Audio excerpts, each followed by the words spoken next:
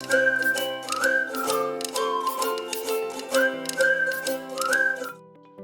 दोस्तों। एक बार एक नेता थे जो कुछ दिनों से एक संत जी के बारे में बहुत कुछ सुन रहे थे। नेताजी ने भी उन संत जी के पास जाने का निर्णय किया। वे जानना चाहते थे कि आखिर लोग उनकी इतनी तारीफ क्यों करते हैं। जब वे नेताजी उन संत जी के आश्रम में पहुंचे तो उन्होंने देखा कि संत जी अपने कुछ अनुयायियों के साथ में एक जगह पर बैठे उनकी बातें सुन रहे थे और उनके प्रश्नों का उत्तर दे रहे थे। नेताजी की आदत थी कि वे जब भी जहां जाते तो उनके साथ उनकी बॉडीगार्ड भी जाते। साथ ही साथ उन्हें देखकर सभी लोग अपने हाथ जोड़कर और सिर झुकाकर उनके सामने खड़े हो जाते। लेकिन आज यहाँ कुछ भी ऐसा नहीं हुआ, क्योंकि सब लोग संत जी की बातों को बहुत ही ध्यान से सुन रहे थे और उनसे प्रश्न पूछ रहे थे। संत जी भी क्योंकि उन सब बातों में बहुत ही मग्न थे तो उन्होंने नेताजी की तरफ देखा तक नहीं। यह देखकर नेताजी को अपनी बेइज्जती लगी और वह इस बात से गुस्सा हो गए और बड़े ही गुस्से में संत जी की बात को बीच में ही काटते हुए बोले, मैं आपसे कुछ कहना चाहता हूँ। संत जी ने उनकी तरफ देखा और उनसे कहा, आप थोड़ी देर रुकिए, मैं पहले इनके सवाल का जवाब दे दूं, उसके बाद मैं आपसे ही बात करूंगा और तब तक आप चाहें तो बैठ सकते हैं।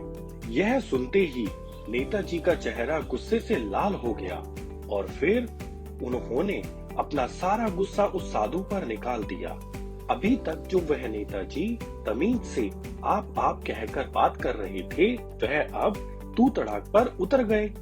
नेताजी ने साधु से कहा, तुम्हें पता भी है मैं कौन हूँ और तू किससे बात कर रहा है?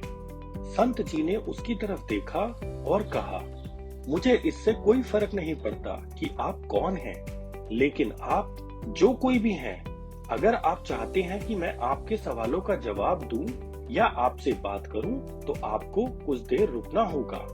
संत जी के यह कहते ही नेताजी गुस्से से पागल हो गए और वहीं सबके सामने चीखने चिल्लाने लग गए। अब मैं तुझे तेरी असली औकात बताऊंगा। तूने मुझसे पंगा लेकर के ठीक नहीं किया। तुझे पता नहीं है मैं तेरे बारे में क्या सोचता हूँ।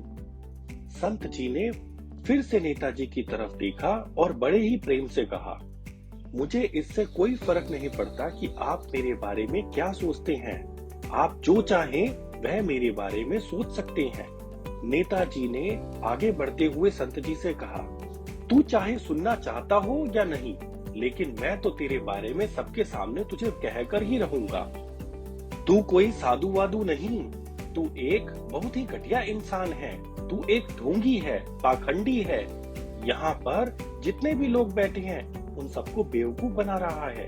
तेरा बस एक ही मकसद है, यहाँ बैठे सभी लोगों की जेब में जो पैसा है वह सब तेरे पास आ जाए। तू अपने फायदे के लिए इन लोगों का इस्तेमाल कर रहा है। अब मैं तुझे नहीं छोड़ने वाला हूँ। पूरी दुनिया के सामने तेरा पर्दा फाश कर दूंगा। नेताजी के इतना सब कुछ कहने के बावजूद भी संत जी के चेहरे पर एक मुस्कान बनी रही। यह देखकर वह और भी तिलमिला गया और उसने कहा, अब बहुत हो गया।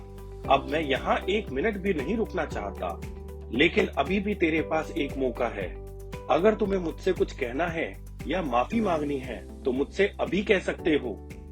इतना सब कुछ हो जाने के बाद भी संत जी के चेहरे पर एक मुस्कान थी और वह बिल्कुल शांत थे। फिर उन्होंने अपनी आंखें बंद की और फिर संत जी ने अपनी आंखें खोली और कहा, मुझे तुमसे कोई गिला शिकवा नहीं। आपके लिए मेरे मन में कोई भी गलत ख्याल नहीं है और जो भी मेरे बारे में आपने कहा वह आपकी अपनी सोच थी, तो मुझे आप में कोई भी बुराई नजर नहीं आती। मुझे आप बहुत ही भले इंसान लग रहे हैं। और संत जी की यह बात सुनकर नेताजी का दिमाग सातवें आसमान पे पहुंच गया। उसके चेहरे पर एक अजीब सी खुशी थी, क्योंकि साधु जी ने भी वही कहा था जो बाकी के सब लोग कहते थे और वह खुशी खुशी उस आश्रम से अपने घर की तरफ चला गया। घर पहुंचकर वह अपने पिताजी के पास जाकर बैठ गया। उसके पिताजी ध्यान में थे। उन्होंने पूरी जिंदगी सिर्फ लोगों की सेवा में लगाई थी और बदले में कुछ भी उम्मीद नहीं रखी थी। तो थोड़ी देर बाद जब उन्होंने अपनी आंखें खोली और अपने बेटे को अपने साथ बैठे देखा और देखा उसके चेहरे पर एक अलग सी खुशी थी जो आज से पहले उसके चेहरे पर कभी भी नहीं देखी थी। पिताजी के पूछने पर नेताजी ने सारी बात पिताजी को बता दी।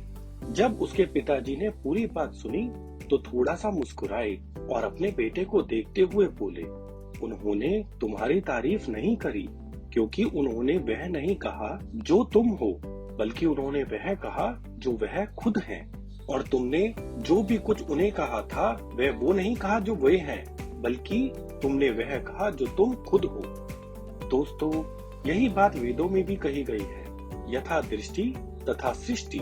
यह दुनिया तुम्हें वैसी नहीं दिखाई देती जैसी यह है, अपितु वह तुम्हें वैसी दिखाई देती है जैसे तुम खुद हो, अथवा जिसकी नजर जैसी उसके लिए दुनिया भी वैसी। तो दोस्तों, अगर आप अपनी दुनिया को बदलना चाहते हैं तो सिर्फ एक तरीका है, अपनी नजर को बदलें।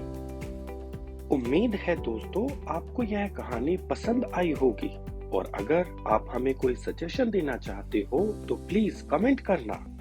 अपना साथ व प्यार बनाए रखने के लिए इस वीडियो को लाइक एंड शेयर करना, और फ्यूचर में ऐसी ही motivational and life learning videos देखने के लिए इस चैनल को सब्सक्राइब भी जरूर करना।